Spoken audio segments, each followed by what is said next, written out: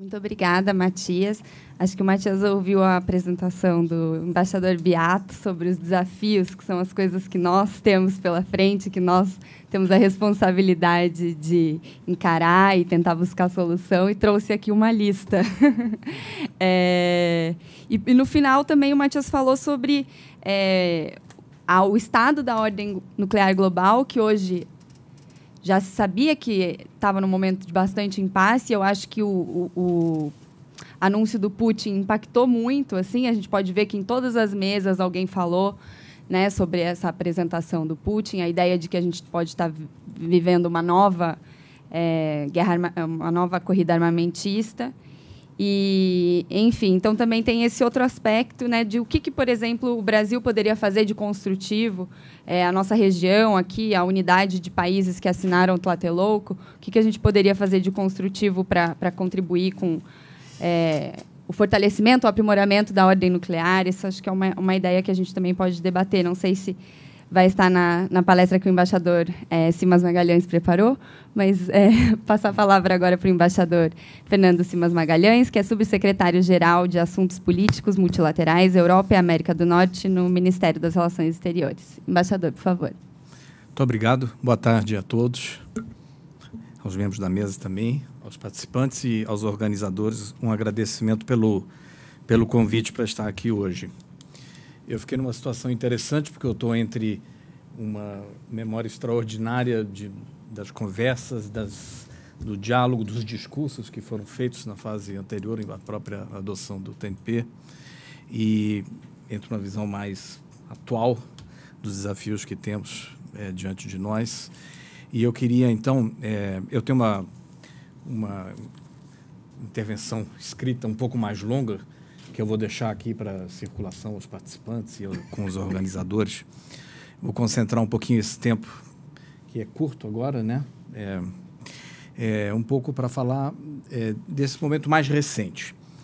De fato, nós estamos vivendo hoje uma conjuntura difícil, que é desafiadora, que foi objeto de uma boa parte das palestras da manhã de hoje e de agora à tarde também. Uma valorização das armas nucleares de um ponto de vista doutrinário, os investimentos feitos em modernização. Portanto, a discussão mera e simples da redução dos arsenais, na verdade, significa pouco quando nós nos encontramos com esses enfoques que são de valorização da arma nuclear dentro das doutrinas de defesa e de proteção dos aliados também. Não vamos nos esquecer também do guarda-chuva nuclear, né? A questão da Coreia certamente representou um desafio muito recente, difícil. Vimos uma escalada retórica e de ameaças cruzadas realmente assustadora, e acho que nós temos essa obrigação de ficar ainda muito atentos como a situação vai se desenvolver. O dado positivo mais recente, e que se deve a uma articulação importante no âmbito da Assembleia Geral das Nações Unidas, foi a adoção do Tratado de Proibição de Armas Nucleares. Mesmo que ele tenha as dificuldades que foram expostas aqui, do ponto de vista da sua implementação, em vista do fato de que os possuidores de armas nucleares não são signatários do tratado, nem aprovaram a sua adoção, o fato é que, quando 122 países votaram a favor da adoção do tratado, nós provocamos ali um momento de inflexão na discussão dessa ordem nuclear global a qual você se referia, Matias, e causamos um certo incômodo. Esse incômodo se manifestou de diferentes formas. Ele se manifestou, por exemplo, na campanha fortíssima, brutal quase, que foi feita para que os países não participassem da cerimônia de assinatura e não assinassem o tratado, e agora para que não venham a ratificá-lo também. Se manifestou também em situações menos importantes, mas nós fizemos um seminário em Brasília, Marcel estava presente, Matias também, e convidamos de uma forma muito aberta a França e o Reino Unido e outros países possuidores de armas nucleares para participar desse debate, mas nas redes sociais, nos dias seguintes ao seminário, por membros participantes desse seminário, nós estávamos sendo taxados de proliferadores. Um pouco para reforçar aquela ideia de que o TEPAN é antitético com o TNP, né? Mas, de qualquer maneira, eu vejo a negociação e a adoção do tratado como um momento de lucidez e de realismo. Porque é preciso, quer dizer, diante das opções, eu não vou entrar aqui numa lógica revisionista, diante das opções que foram feitas pelo Brasil, opções que foram feitas num marco democrático, em atenção, inclusive, a segmentos importantes da opinião pública brasileira, mediante recurso à aprovação do Congresso, eu acho que nós temos boas razões para imaginar que fizemos uma opção que, se naquele momento lá atrás representava realismo, ela continua a representar um realismo.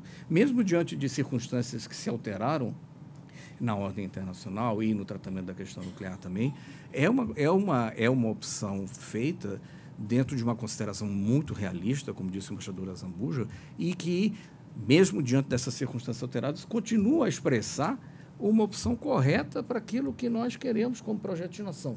Não apenas internamente, diante da discussão que há entre esquerda e direita, com esse viés mais ideológico, mas também como projeção do Brasil em matéria de política externa. Foi lembrado aqui na manhã de hoje a ideia do congelamento do poder mundial, do Araújo Castro, e, na verdade, o TNP continua a ser uma expressão, embora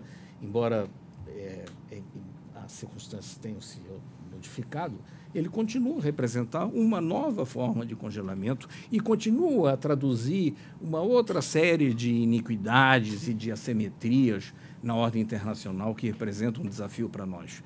Mas não vejo como, passados 50 anos do tratado, ou passados 20 anos da adesão brasileira, nós pudéssemos hoje partir da premissa de que aquela escolha feita há 20 anos, se tivesse sido ela diferente, nós estaríamos numa situação melhor do ponto de vista da situação internacional do nosso país.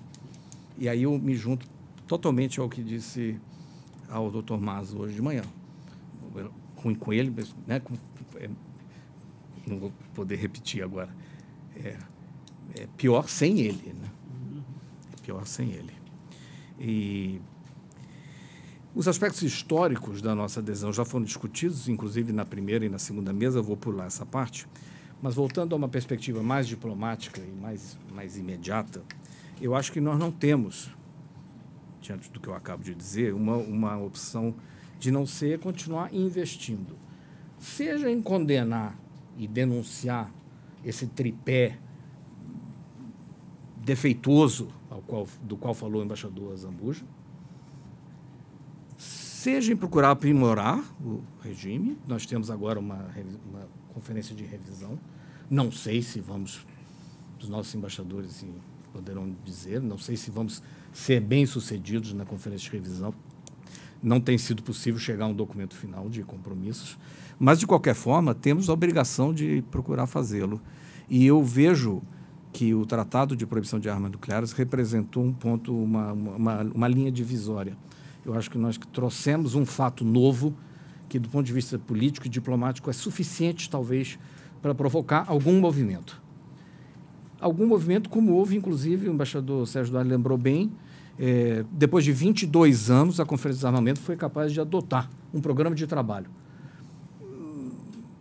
Nós sabemos como é difícil, o embaixador sabe melhor do que ninguém, como é difícil, na Conferência do Desarmamento, com a regra do consenso e com a obrigação de renovação anual do programa de trabalho e com com a obrigação de que o trabalho se volte para a negociação de instrumentos legalmente vinculantes, é difícil que a Conferência do Desarmamento realmente produza os resultados que nós esperamos. Mas chegar a uma adoção por consenso de um programa de trabalho 22 anos depois, na minha opinião, significa que nós contribuímos de alguma forma para romper com essa inércia e com a paralisia que existia na Conferência do Desarmamento. No caso de não proliferação, nós sabemos que o TNP foi dito um relativo sucesso. Tudo bem. É verdade que talvez não se tenha sabido criar os incentivos suficientes para que outros se juntassem. Portanto, nós temos estados possuidores fora do regime de não proliferação. Esse talvez seja o maior dos desafios nesse pilar do TNP.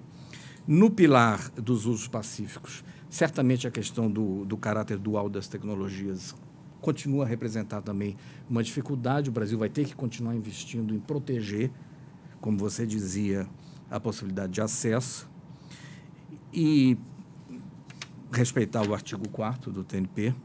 No pilar do desarmamento é onde se produz o maior impasse e a maior dificuldade, e é onde nós temos que encontrar, como fizemos agora, o espaço político, diplomático, um pouco descarregar a nossa energia negociadora e a nossa atuação externa para continuar criando esses momentos que são momentos de discussão e de reflexão sobre a ordem nuclear. Quando eu me lembro dos primeiros momentos em que a realização deste seminário começou a ser debatido, finais do ano passado. Acho que uma conversa importante sobre este seminário ocorreu à margem da Conferência do Forte Copacabana, no Rio de Janeiro. O eixo que se imaginava para a nossa discussão era se foi um acerto ou um erro a participação no TNP. E tudo bem, nós já discutimos essas duas variantes aqui ao longo do dia. Mas a questão é que eu estou olhando aqui um pouco mais para frente. Eu acho que, diante da decisão tomada, nós temos certas obrigações como formuladores de políticas públicas, como negociadores brasileiros, e em estreita comunicação, diálogo e comunicação com as organizações da sociedade civil, com a academia.